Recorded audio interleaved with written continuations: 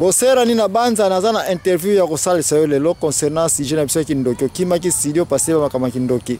yo zolingano ko yoka yango te mais na insista que en tout cas quel que soit le cas photo kanga na monyo yo ko zoma un pepeno na parc donc tika pe na profiter ko salisa moi question concernant sujet kindoki est-ce que vous allez prête sœur nangai? Ouais, naza prête. Alléluia. Amen.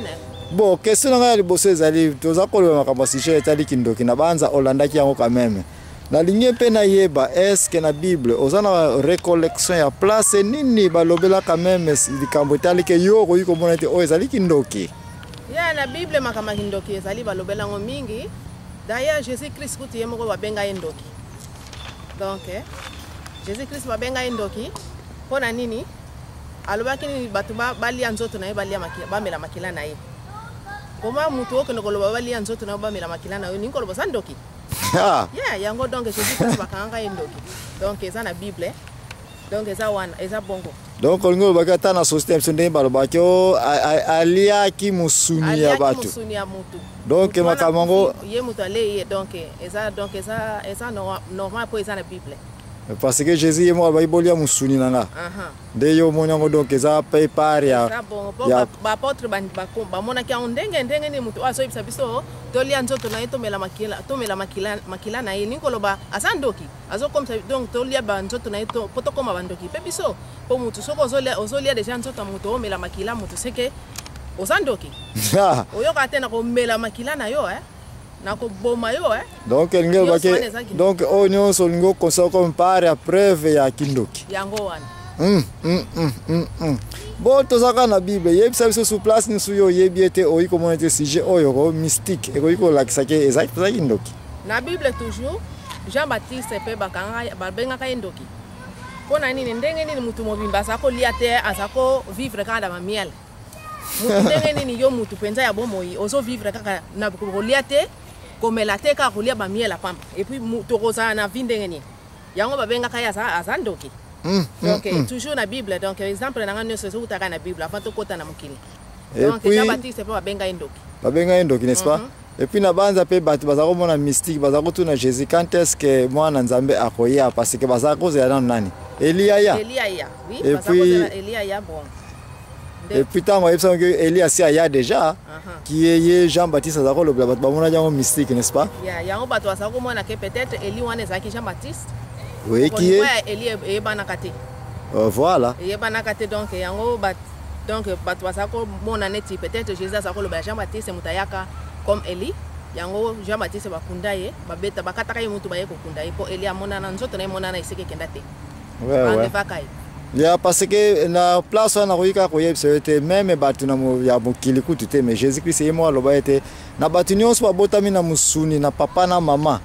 parce que sœur na yebisanga d'abord na ngazaki papa na mama ya Jean-Baptiste. Papa ya mama Jean-Baptiste papa na ya zaki Zacharie et puis maman na ya zalaki Elisabeth. Bien, mais sikoyo nkolo saye ko loba ete kati na batu ba botami na musuni mutaleki Jean-Baptiste azalite. La lande ta ayepe ko confirmer que Jean-Baptiste César nani yeka Eli n'est-ce pas? Ya wana za komona parmi ba disciples ya Jésus moko na mona ka emone se na mapata.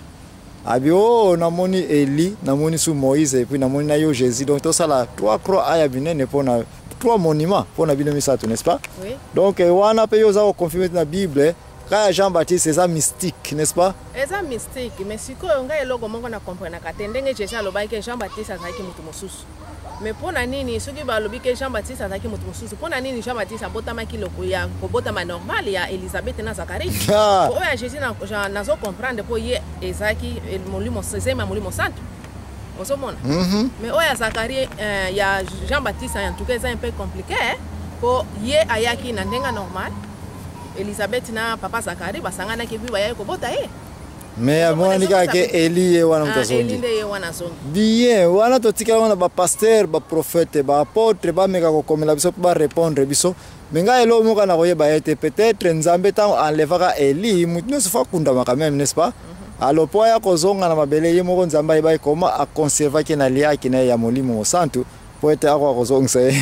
na kanale ya papa Zacharie na mama Elisabeth po ete akwa kobotama de place wana pona ko confondre misala ya nkolo Yesu na muntu mususu na mabele oyo te mais wana eza réponse na ngai etika bapasteur baapôtre bapape bamonseigneur bango bakoka kopesa yo réponse. Est-ce que ser na ngai eza susu na place mosusu oyo nakoki koyeba ete omonaki na bible place ozokomona oyo eza masivi oyo eza babiloko mo ifo tobeya yango kaka peut-être kindoki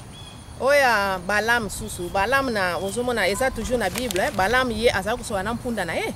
ozomona ata yo moko yo mutu mobimba ozosola na mpunda mpe azoloba azorépondre ozomona wana eza lisusu bamystique yango bato bamonaki Balaam susu azalaki ndoki paza kosola na banyama ye azali kosola na banyama yango wana donc eza bamystique wana bato bamonaki mutu oyo fo aza ndoki bien. Est-ce que oza suna ka mosusu ati asuka okoki kopesa biso oyo oza komona ete na bibilia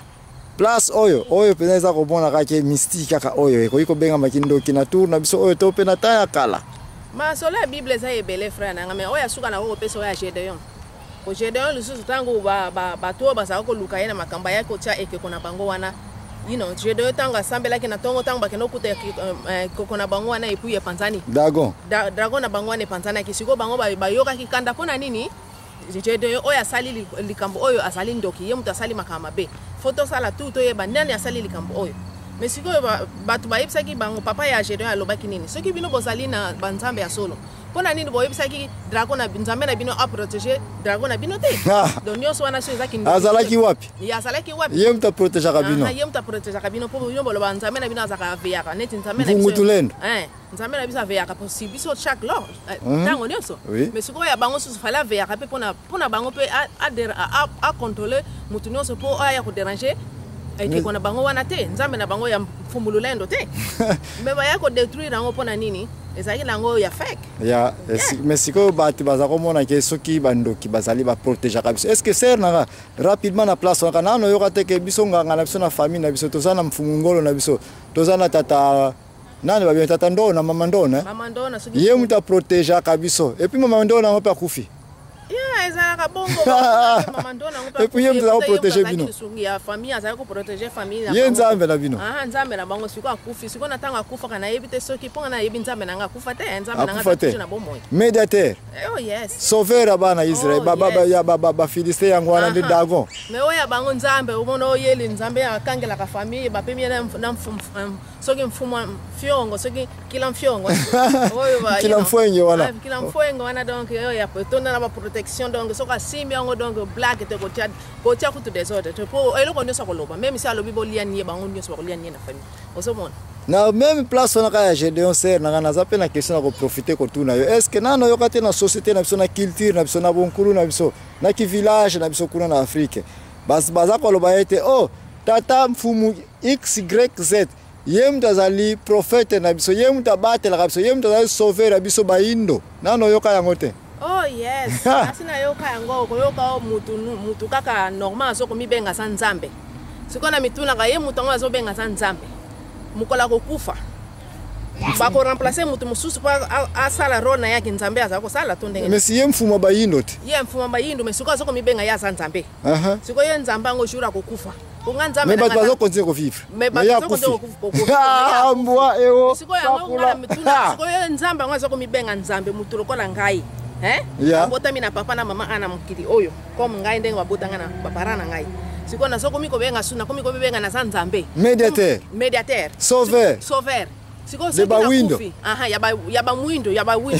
bamindele te ya banoire kaka ozo comprendre ya banoire kaka donc nzambe na biso aza nzambe ya banoire na nzambe ya bamindele paraît que chaque école eza na banzambe nango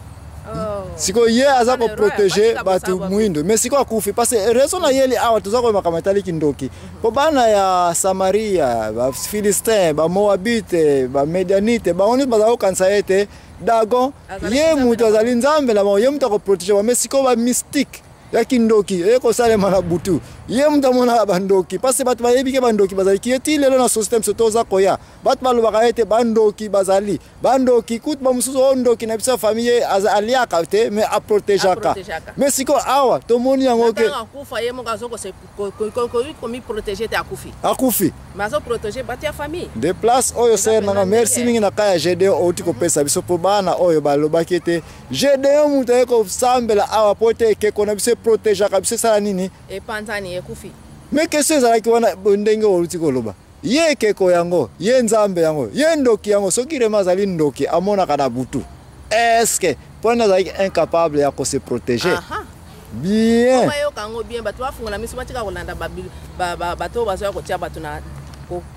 confusion etonda na bamitu ya bato mpona nini bato oyo bazoya koderange bamoral ya bato kochange baide ya bato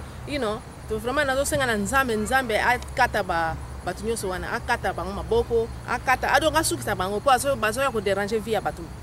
oyo bandimeli nzambe bien se na place olobeki bato bazoya kondimela nzambe to bato ya nzambe qui est l'église n'est-ce pas sikoyo to changer chapitre mosusu ntango tozali kozonga tozokende kozwa répondre na biso bongo oyebisa biso un peu concernant